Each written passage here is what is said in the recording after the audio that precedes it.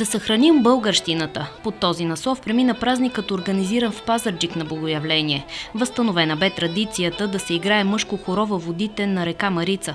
Организатор е Калин Владов, а целта е да бъдат съхранени българския дух и традиции. Идеята дойде от моята работа, понеже аз от едно десетилетие работя с млади хора изключително много и при тях малко се губи вече българското автентичността, традициите, българския морал и те малко така има позабравени наши патриотични традиции и в този контекст на разговора, така и на моята работа, прецених, че е хубаво да организираме така едно широко мащабно събитие на този ден. Това е една хубава традиция, която ще се увеличава и се усилва през годините. Но ето вижте, за първа година колко хора сме събрали.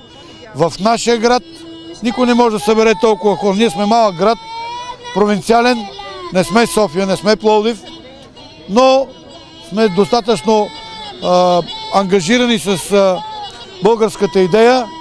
Ние сме патриоти и от това никой не може да ни откаже. Инициативата бе подкрепена и от архиерейското наместничество. Сърдечни благодарности отправям към инициаторите на това тържество на българщината. Ние обичаме своето отечество, своята родина, в която Бог е благоволил ние да се родим и да получим най-голямото богатство. Българският фолклор е най-красивият фолклор на света, не за друго, защото той отобразява именно нашата християнска вяра. Който обича фолклора, не може да бъде лош човек. Време е да протегнем ръка един към друг и да се обединим. С тези думи се обърна към присъстващите кметът Петър Куленски. За мен е голяма чест да бъда тук днес и искам да изразя моята най-голяма признателност към организаторите, че направиха това събитие, което да сплоти така жителите на Пазарджик. Тъй като през изминалата 2023 година ние търсихме много поводи да се делим. Но сега е време да протегнем ръка един към друг, да се обединим, както каза отец Боян, за това Пазарджик да бъде един по-добър град. Община Пазарджик да бъде едно по-добро място за живеене.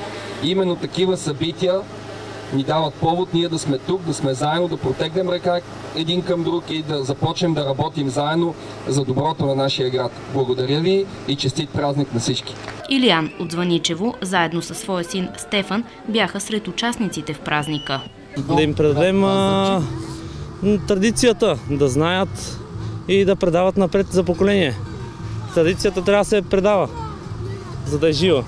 В инициативата участваха представителни танцови състави, музиканти, изпълнители, много жители и гости на града. Трябва да се спазват традициите.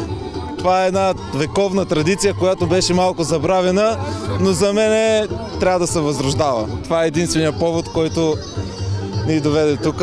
Ние сме огромна група от село Главиница и да се надяваме всички околни села, не само в Пазарджик, всички околни села да подкрепят нашата инициатива и да сме все повече и повече и повече с всяка изминала година. Харесва ми. Ходила съм и в Калофер. Нищо по-различно, просто хората си пазят традициите. Що и в Пазарджик да го няма, да? Хубаво е, хубаво е. Много се радвам и искам, ако може, да продължава за напред. Терена е голям, може да се направи много и други години, да идват много хора от цялата страна тук, защото ние милеем за българското. Ние плюс това с колежката ходиме на танци и обожаваме българското. Кулминацията на празника бе мъжкото ледено хоро, което се изви във водите на река Марица.